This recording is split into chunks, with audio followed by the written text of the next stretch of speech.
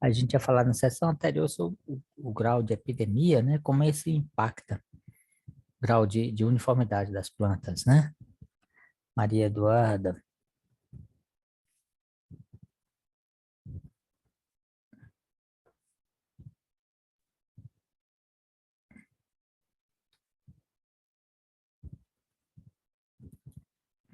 E os Negri.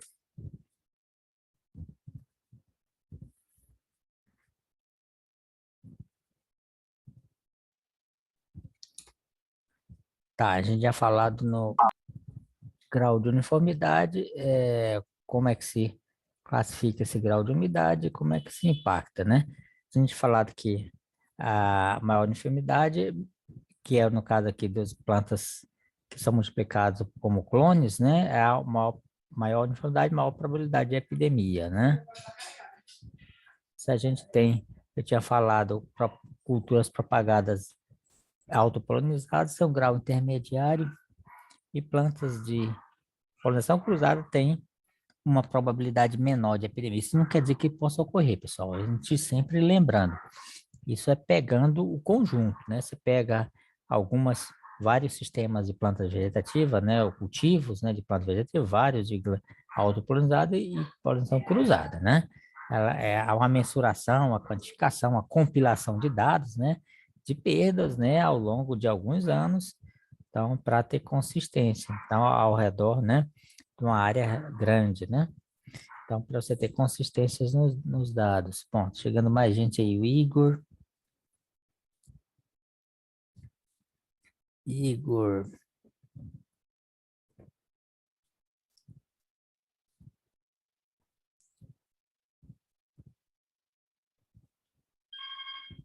Ah, Lucas Moura.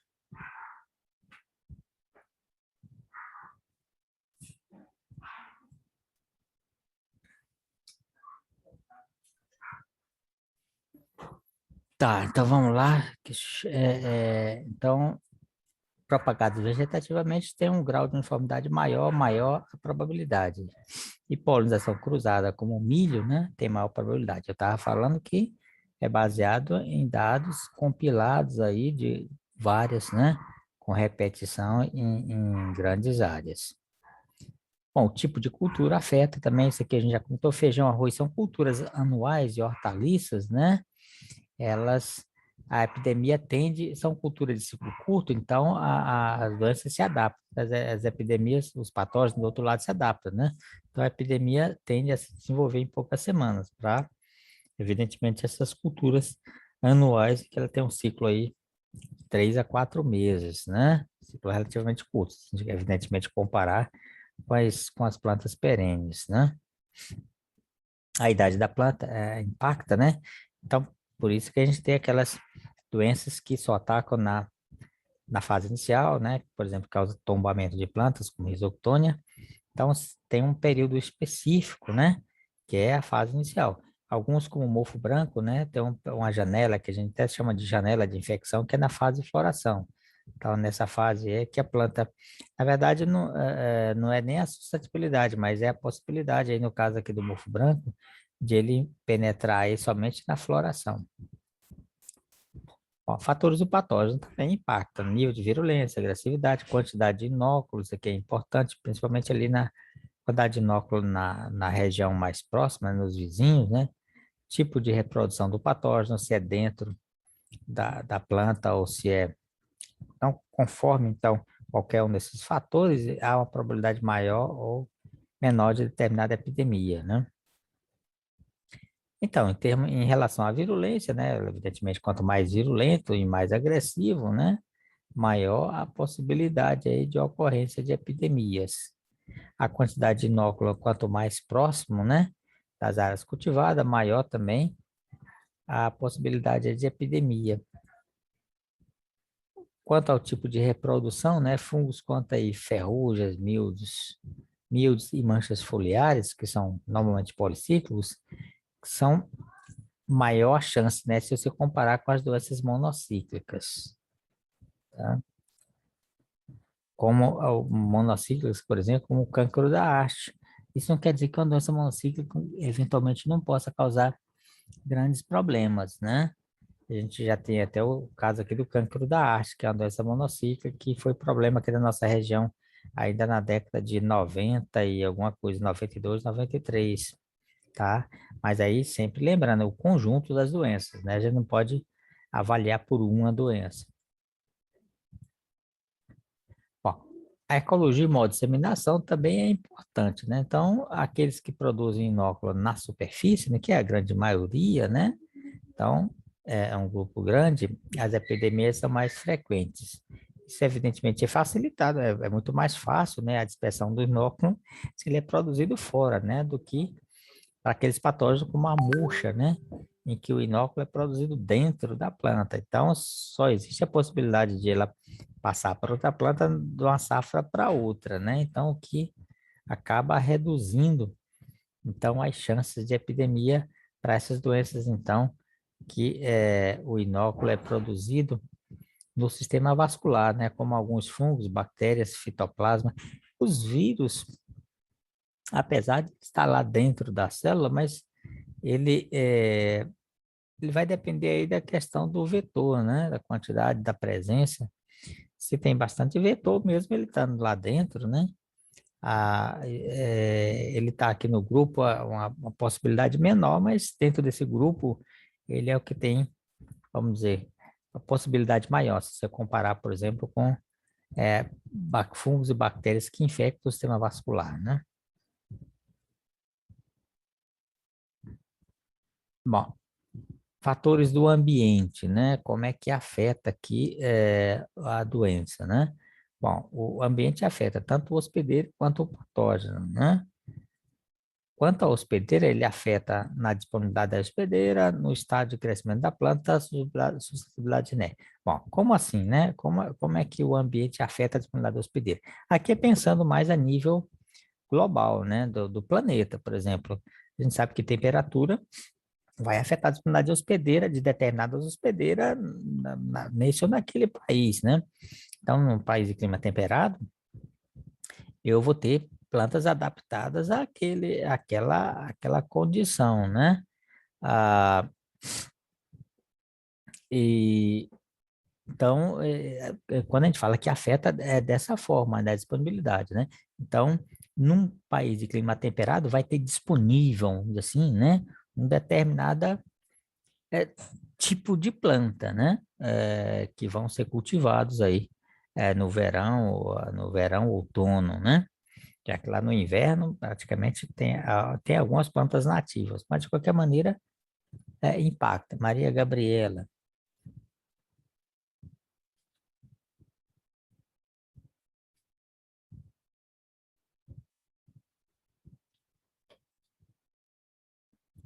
Então, quando a gente fala que o ambiente afeta a disponibilidade hospedeira, é nesse sentido, né? Então, você para clima tropical e para clima temperado, para clima tropical você tem um grupo de doenças mais comuns, né?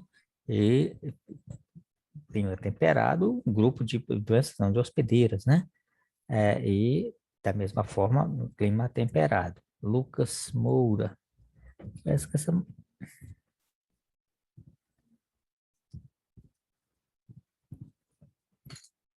tá, afeta o estado de crescimento da planta também. Normalmente, se você planta plantas tropicais, se a gente planta mais para o Rio Grande do Sul, você alonga o ciclo, né? Temperatura para o sul, eu falo, ou então na temperatura mais baixa, né? Então, você alonga o ciclo. A melancia, por exemplo, você, em uma semana agora no verão, mas se a gente plantar no inverno sob irrigação, temperatura noturna aí a 15, 16, 14 graus, né? Ela demora, né, com às vezes o dobro, né, de tempo para germinar. Então, o ciclo dela é mais longo, né? Então, é o ambiente que está afetando aí, aqui não a disponibilidade, mas a parte aí de crescimento, né, o estado de crescimento. E até o fator pode até quebrar mesmo a resistência, né? Aí, no caso, a temperatura, né? A gente tem exemplos aí de resistência genética que, sob determinada temperatura, ela é funcional e, fora dessa faixa de temperatura, ela deixa de ser funcional, né?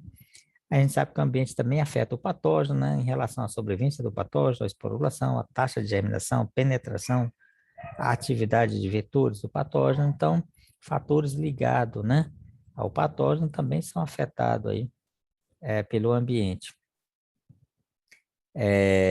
Então, de maneira geral, né, quando a gente fala em ambiente, está considerando tudo, né? Temperatura, umidade, luminosidade, etc. Mas é realmente o que tem impacto maior, né?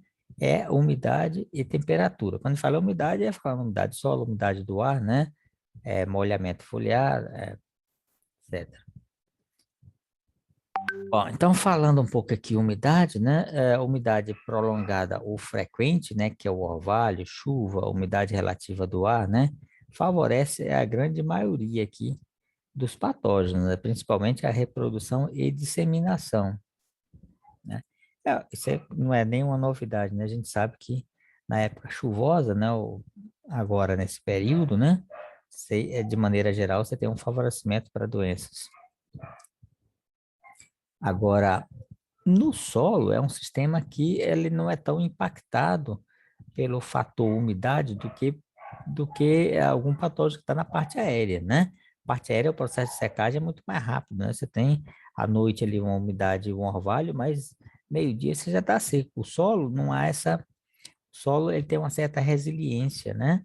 Então, a oscilação de temperatura e umidade é de menor magnitude do que na parte aérea, né?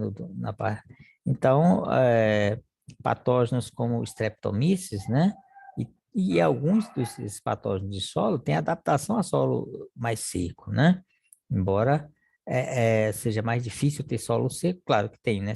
Aí depende também da profundidade, né?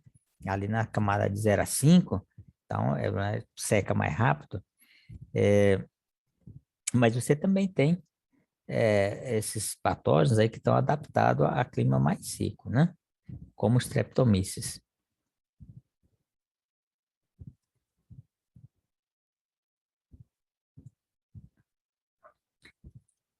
Bom, epidemias causadas por vírus e fitoplasma, eles são... Tempo chuvoso pode afetar aqui esses vírus e fitoplasma, mas em função do impacto aqui, não especificamente no patógeno, porque ele está lá dentro. Quando ele já está lá dentro da planta, ele não é afetado por esse, mas o que vai afetar aí é a atividade do vetor, né? O tempo chuvoso. E a gente sabe também que vírus e fitoplasma, eles não são disseminados pelo vento, né? Então, a única forma de levá-los, né? É através no caso aqui do vírus, né? O caso de vetor, né? Então, a umidade afeta pouco aí, né? A não ser, né? Afeta, mas de maneira indireta, né? A alta umidade do solo, alguns fungos têm adaptação, inclusive, a essa condição, né? A água livre ali no solo, como o Phytophthora e Phyllum. A água livre que eu falo, na verdade, é encharcamento, né? Melhor dizendo. A água livre a gente fala mais ali na parte aérea, né? Mas a condição de solo encharcado é muito favorável a esses fungos aí, como Phytophthora e Phytium. Bom, em relação à temperatura, a gente tem essa situação aí, algumas situações gerais, né? Temperatura fora da faixa ótima para a planta, né? Provoca redução no nível de resistência do hospedeira, acaba favorecendo a epidemia. Então, se a gente tem uma planta tropical, né? Se leva com de clima mais ameno, né? Mais frio, né? Então, você está desfavorecendo a planta, que de maneira geral acaba favorecendo o patógeno, então, o patógeno, né? A gente tem, com relação à temperatura também, a gente tem o caso extremo, né? Que são temperaturas de congelamento, né? Que tem, né, em países de clima temperado, né? Então, é uma situação desfavorável para a grande maioria das doenças. Então, o fato de haver o inverno com neve nesses países aí europeus, né? Ele reduz muito aqui a sobrevivência de fungo, bactéria e nematóide. Então, acaba sendo um benefício na safra subsequente, né? Você tem uma redução do inóculo. Isso se eu comparar com países tropicais, onde você não tem essa inserção aí dessa temperatura extrema, né? Mas mesmo assim não quer dizer que, né, que a gente tem doenças problemáticas aí em países temperados, né, mesmo com essa inserção aí de temperaturas mínimas. Isso porque a gente tem sempre o outro lado, né, a questão da adaptação. Então, se tem uma dificuldade, você tem alguns patógenos que suplantam, né? Se é muito rigoroso, uma condição mais amena uma condição mais amena de temperatura ou de qualquer fator, né, faz com que haja uma multiplicidade, uma diversidade de micro-organismos. À medida que você vai para condições mais extremas de temperatura, evidentemente que alguns patógenos você vai reduzir em termos de espécies, né, naquele ambiente, mas não quer dizer que não tem alguns que se adaptam, né? Então, uma pequena parcela, quanto mais extremo, né? Você vai ter uma parcela menor que se adapta a essa condição. É, então, agora, como normalmente esses patógenos que são problemas aí nesses países, eles têm adaptação aqui durante a safra, então, a ter forma de sobrevivência e também a taxa de multiplicação dele é muito alta na safra, já porque a gente tem um período disponível de tempo, né, para crescer ali no verão, né, no verão desses países aí temperados, que em torno de 3 meses, né. É, então, normalmente são patógenos que você vai ter a cultura no campo ali no verão e outono, né, um pouquinho ali do outono. Então, eles, evidentemente, que se adaptam a essa condição, aumentando a taxa, vamos dizer assim, de réplica, de multiplicação, né?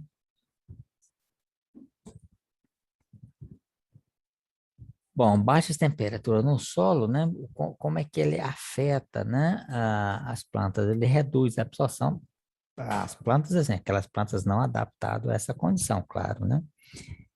Então, nas plantas que não estão adaptadas a baixa temperatura, né? Pode reduzir a absorção de nutrientes, a planta fica subdesenvolvida, que favorece aqui patógenos causadores de tombamento. Bom, falando um pouco aqui de pH, o pH, quando se ele é desfavorável à planta, evidentemente ele pode ser favorável a alguns patógenos, né? E a gente tem aí algumas generalizações aí, pH de 4,5 a 6, por exemplo, é favorável aos fungos, e de 6 a 8 é favorável às bactérias. Isso falando de maneira geral, né? Isso não quer dizer que tem exceção aí nos dois casos. Bom, o nosso solo aqui do Cerrado, né, o solo nativo, normalmente é ácido, né? Quando a gente corrige, mesmo a gente corrigindo com calcário para culturas anuais, a gente iria aí para 5,5, né? 6, né? Mas que é a faixa, até se a gente subir o pH, né? Você vai ter problema com micronutrientes, à medida que você vai se aumentar para 7, 8, né? Você pode poderá, né? Não é dizer que vai ter, né? Poderá ter problema com é, os micronutrientes ficam um pouco disponíveis, né? Mas a gente tem essa generalização aí, né? A acidez é mais favorável a fungo, né? E a condição básica é mais favorável à bactéria. Quando a gente faz meio de cultura para bactéria, inclusive a gente coloca uma substância, né? Para elevar o pH em torno de 7, né? Enquanto quando a gente faz meio para fungo, em laboratório, a gente não precisa, porque na banca você utiliza, porém, meio para fungo, geralmente a base de batata, destrose e agar, né? A própria batata é um vegetal, ele é ácido, né? Então, a condição, normalmente todas as frutas o sistema vegetal todo é ácido, né? Eu acho quer dizer, estou falando isso, mas pelo menos não todo, não, a grande maioria, né? É, então, no caso de meio de cultura que a gente faz com batata, né? Você é um meio ácido, você não coloca nada. Bom, a fertilidade, esse é um fator importante e que também a gente pode ser, e mais importante ainda, porque pode ser trabalhado, né? Pode ser manipulado, vamos dizer assim. Os que a gente vem falando agora não tem muito o que a gente fazer, né? Alterar a umidade do solo, quer dizer, você pode até alterar fazendo plantio direto, mas a capacidade é pequena, né? Você altera, mas nem tanto assim, né? principalmente em grande escala. Você pode alterar muito em pequena escala, né? Em estufa, né? Que você pode, é, é, vamos dizer assim, é, em estufa a gota d'água não cai sobre a planta, então você regula aí a questão aí da chuva, né? É, mas a fertilidade é um elemento que a gente falou até agora, é o de mais fácil manipulação, né?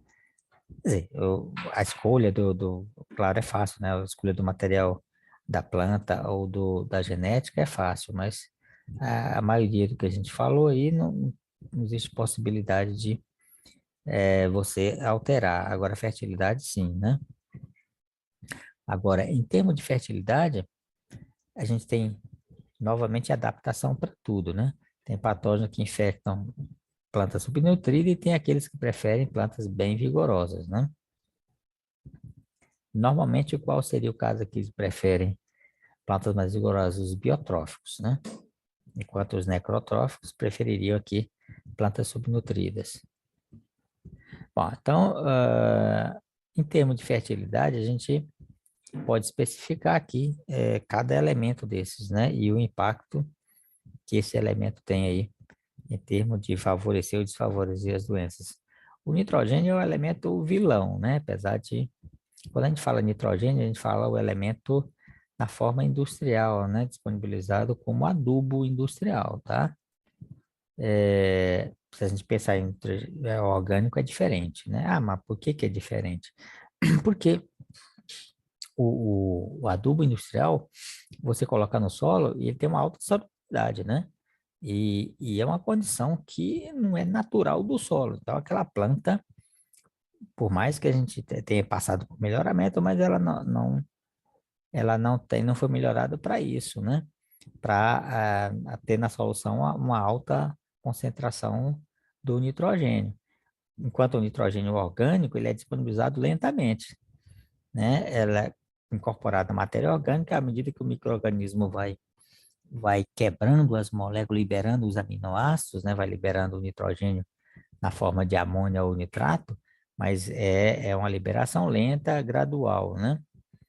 Então, isso não impacta, acaba não afetando, mas no caso do adubo industrial, sim. O potássio é um elemento que em altas concentrações, ele favorece a resistência da planta, né? E o fósforo, ele vai depender aí para algumas situações, o fósforo favorece a doença e outras não, né?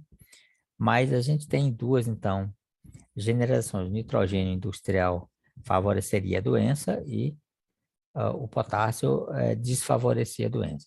Quando a gente fala isso, não quer dizer que, é claro, que a gente tem que usar o adubo nitrogenado, né?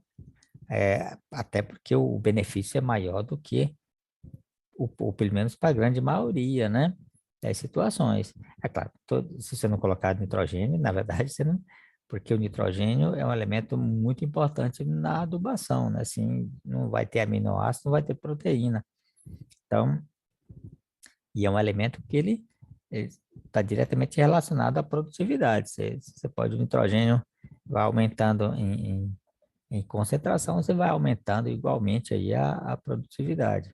Então, não é o caso de você. O que eu falo como é que você pode minimizar esse impacto da alta solubilidade? É parcelando, né? Às vezes utilizando uma fonte de adubação na forma de esterco ou adubação verde, né? Em que você possa, então, no caso aqui de soja, não é muito problema porque você tem a fixação, né? Do nitrogênio. Então, quase praticamente não utiliza, né? Mas isso aí para outras culturas. Bom, eu falei aqui o potássio, mas tem outro elemento também que, pelo menos, principalmente para as gramíneas, né? É muito importante aqui em termos de oferecer resistência, que é o silício, né? Silício em gramínea é um elemento que tem vários trabalhos mostrando o impacto positivo do silício aumentando a resistência. Quando eu falo aumentando a resistência, por exemplo, não quer dizer que se eu tenho uma planta suscetível e eu aplicar bastante potássio, essa planta vai se tornar resistente, não é isso, né? Você aumenta aí, você melhora a resistência, ou aumenta a resistência, mas é num nível pequeno, relativamente pequeno, né? Bom, práticas culturais também impactam bastante aqui as epidemias, né? Então, monocultura contínua em grandes áreas, né? E principalmente se plantando variedades, a mesma variedade, ou poucas variedades, né? Isso junto com alto nível de fertilidade nitrogenada, manutenção de restos culturais no campo, que seria o plantio direto, né? Plantio adensado, irrigado, injúria. Então, isso tudo aí, né? Todos esses fatores se ocorrendo conjuntamente, né? Isso aumenta, então, a possibilidade das epidemias. É claro que a gente não quer dizer que, quer dizer, a soja é uma cultura que ela, apesar vocês podem ter, a maioria do que falou aqui é uma monocultura em grandes áreas, você não planta a mesma variedade, mas você planta algumas, mas tem baixa variabilidade genética. Bom, aí você não tem, a soja não tem altos níveis de fertilização nitrogenada, né? Porque então já não, mais seria o algodão, né? Já seria se enquadraria mais nisso aqui, né? Nessa situação. Bom, a rotação de cultura, uso de variedades resistentes, pulverização com produtos químicos, reduz a possibilidade de epidemia, né? Rotação de cultura é falado, mas pouca gente utiliza, né? Utilização de resistência genética, fungicidas, né? Dependendo de que patógeno pode levar à seleção de isolados mais virulentos, né? Ou isolados com resistência aos químicos, tá? As duas situações, ou isolado mais virulento ou com resistência. Bom, fatores do homem, né? O homem, principalmente, ele introduz, né, patógenos para qualquer canto do mundo, né? Bom, falar um pouco aqui Bom, então a gente viu que a gente deu uma geral aí nesses fatores, a gente falou mais de maneira qualitativa, né? Alguma coisa pode, a gente, como eu falei, na casa da fertilidade pode ser utilizado, né? Na verdade, tudo que a gente falou pode ser utilizado, né? Fala assim, a, a gente tem que analisar cada caso, e saber, né? Que se a gente saber, por exemplo, que determina. É claro que não estou dizendo que normalmente o fator econômico é o mais preponderante, né? Mas se levando em conta o fator econômico, mas alguns desses elementos que a gente pode trabalhar, né? Como rotação de cultura, como a própria adubação, a questão da adubação. Hoje em dia está aparecendo, por exemplo, muitos adubos, aqui no caso do nitrogenado, que eles são microencapsulados, né? Então, ou seja, ele atacaria esse problema da alta solubilidade que eu mencionei, né? Você coloca lá o adubo, ele praticamente ele se dissolve boa parte na água, né? Então, se você colocar na forma que ele possa ser liberado lentamente, né? Então, poderia, é mais caro, né? Mas é aquela questão do custo-benefício, né? Se você tem uma doença em que ele é muito, seria, é claro que, como é que a gente vai saber isso previamente? E às vezes testar, né? Testar em pequena escala, ver a questão da melhoria na questão da incidência de doença, ver quanto é que aquilo te possibilitou aí, né? Teve aumento de custo, mas quanto é que ele trouxe de benefício. Bom, eu acho que a gente pode parar por aqui, só a gente já está na hora de parar mesmo, né? A gente, amanhã tem mais, né? Bom, então, boa noite para vocês e até amanhã, né? Amanhã a gente finaliza aí esse tópico 3 aqui, né? Falta relativamente poucos slides. Bom, pessoal, então, até amanhã, então. Boa noite para vocês. Boa noite, professor. Até amanhã. Boa noite. Boa noite.